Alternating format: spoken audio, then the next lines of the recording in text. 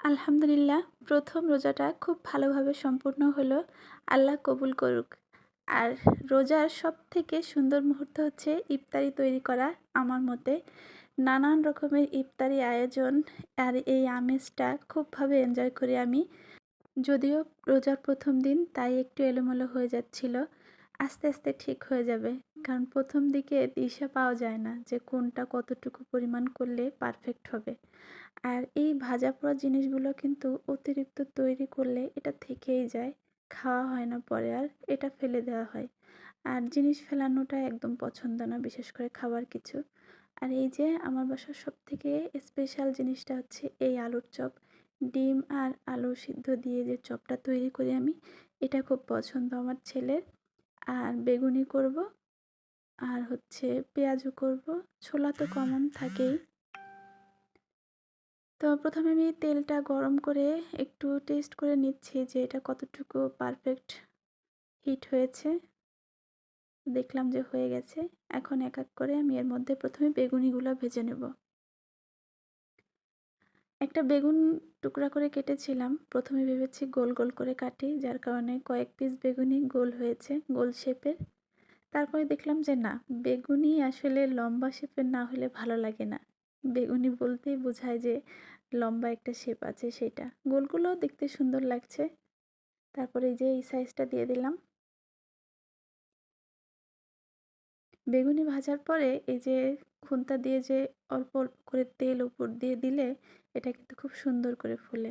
দেখেন কি সুন্দর ফুলে উঠছে বেগুনিগুলা।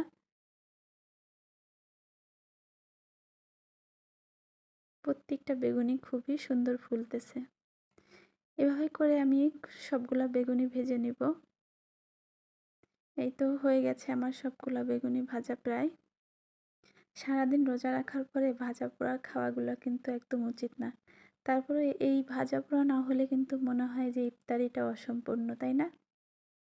এই তো বেগুনিগুলা ভাজা হয়ে গেল। এখন এর মধ্যে দিয়ে দিব আলুর চপ। কয়েকটা করে করে মিডিয়াম লো আছে সবগুলো ভেজে নিব।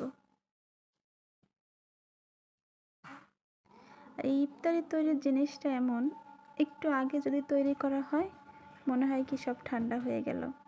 গরম গরম ছাড়া কিন্তু ভালো লাগে না।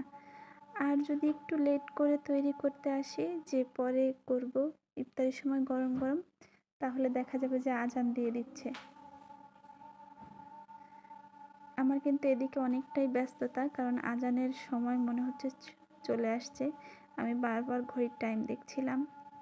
আর এদিকে এগুলোও তো পারফেক্টভাবে ভাজা লাগবে, তা না হলে তো খেয়ে মজা পাওয়া যাবে না। তো আলুর চপগুলো ১ম এ আমি অল্প অল্প করে ভেজেছি, কিন্তু এরপরে দেখলাম যে না, এত অল্প করে দিয়ে ভাজলে আমি সময়ের সাথে পেরে উঠব না।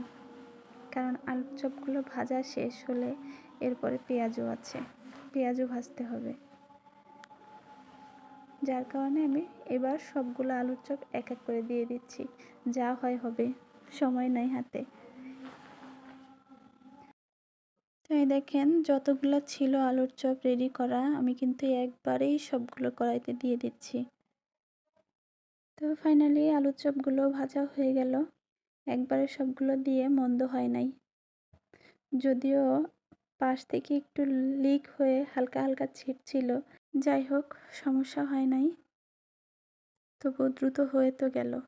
এরপরে পেঁয়াজগুলা বাকি। আমি অল্প অল্প করে পেঁয়াজগুলো সব দেওয়ার চেষ্টা করতেছি।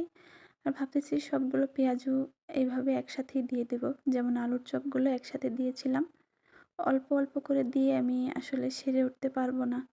মনে হচ্ছে আজান দিয়ে দিবে দ্রুতই। ঘড়ির টাইম বারবার দেখছিলাম। এ দেখেন সবগুলো পেঁয়াজু দিয়ে দিচ্ছি, আর সত্যিই আজানও দিয়ে দিয়েছে। তো আমি কড়াইতে পেঁয়াজগুলো বসাই দিয়ে পানি খাইতে যাব। রোজা খুলে তারপরে এসে বাকিটা শেষ করব। এই তো সবাই বসে গেছে টেবিলে ইফতার করতে, আমিও চলে আসলাম।